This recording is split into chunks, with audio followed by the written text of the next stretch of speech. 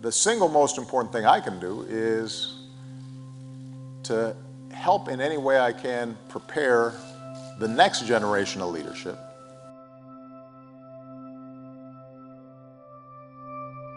Are there ways in which we can knock down some of the barriers that are discouraging young people about a life of service? And if there are, I want to work with them to knock down those barriers. What Obama is talking about here is getting young people interested in politics and public service. His premise lies in that government affects our future and that there is huge potential for abating our division if we can get more people involved. And in many ways he's right. Politics affects all of us and even those outside our country. But do most young people really think so and believe in our system? To find out, I began talking to some of the students here at my high school, Woodberry Forest. And for some context, Woodberry is an all-boys school in a secluded area in Virginia. So let's talk about politics at Woodberry. Do you think most people are engaged and are aware of current events? Or I think most people are superficially aware of what's going on. It's kind of a bubble. We don't necessarily aren't affected by things outside, or it seems like we're not, even though we may be. I think it's kind of hard to be involved here since you're pretty out of touch, really. They might read about it, read one article that popped into their Apple newsfeed, or, they might hear their parents talk about it, or their friends talk about it. But again, it's mostly superficial. are you personally engaged? Do you keep up with what's going on? At a minimum. Not really. Nobody's gonna sit down and read the entire transcript.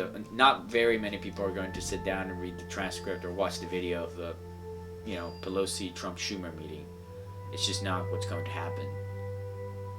Speaking of that meeting, That's what we're urging you to do. Not threaten to shut down the government, You don't because wanna let me shut just down the finish. government, Because you can't get The your last way. time you shut it down, you Yeah, got let me killed. say something, Mr. President. You just say, my way or we'll shut down the government. the status quo of politics. Culture war. Culture war. If I had to say one word. I'd say negative discourse, in the sense of, I think that there's a lot of discussion that's going round and around in our government, but not necessarily is getting anywhere. Polarized. Polarized, unproductive, short-termist. Yeah. He is. You don't know stop where with the what he's ifs, from. Geraldo. What if Let's he did just so- go No, with the but record. It's conclusive. This was a good mother. You see the Oh, videos. bull. You see the This is still so much shots. bull, I You see can't her- stand it. You see the... If your entire understanding of politics comes from, watching clips of Rachel Maddow or, Bill O'Reilly or Hannity, then yeah, you're gonna think that politics sucks. And yeah, Agus is right. There are lots of reasons why you wouldn't want to be involved in politics. And in fact, statistics show this. Young people consistently show up less frequently at the polls to vote in both presidential and midterm elections, and they are also less likely to be politically aware. But there is sign of some change. The 2018 election has been somewhat of an anomaly, and it's been a glimmer of hope. I'd say I've gotten better this past year. I'd say that in the past, though I may have been interested in it, I never really looked into it or studied it deeply.